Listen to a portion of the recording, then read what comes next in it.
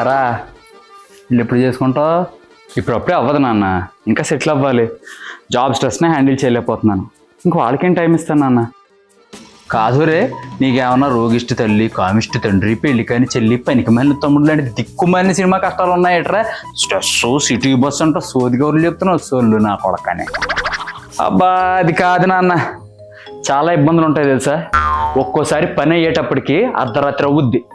దానికి తోడు బాసు దొబ్బుళ్ళు, టార్గెట్లు, ప్రాజెక్ట్ వర్క్లు, బాబోయ్ చచ్చిపోతున్నాం. ఈ ఒత్తిళ్ళన్నీ నీకేం తెలుసు నాన్న?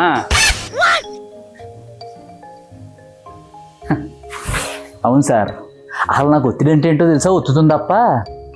అమ్మ బాబులతో పడి అక్క చెల్లెల పెళ్ళిళ్ళు చేసి నిన్ను ఎంత పెంచి పోషించి అసలు మీకు స్ట్రెస్ అంటే ఏంటో తెలుసా అని ఎంతటి పెద్ద ఇంజనీరింగ్ చేశాను కదా. మరి నా కష్టం అంటే ఏంటో తెలుసా? తింటూ ఇంకోవడం తప్ప. అబ్బా నా ఉద్దేశం అది కాదు నాన్న. ఉద్దేశం లేదు, ఉల్లిదోహ లేదు, నోర్మై రాసుకోవాలి. సరా కష్టాలు పడ్డావా?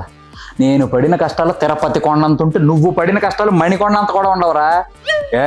నేను చేసుకోలేదా పెళ్ళి, కనలేదా పిల్లల్ని, చేయలేదా ప్రయోజకుల్ని.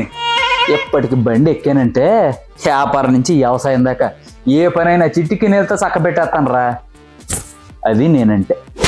అంతేగాని స్ట్రెస్, సిటీ బస్సు, అయ్యి బాబోయ్ చూసు అవోయ్ అని చెప్పి చేతగానే ఏడుపులు ఆడడం నీలాగా దద్దమ్మ నిద్దద్దమ్మ.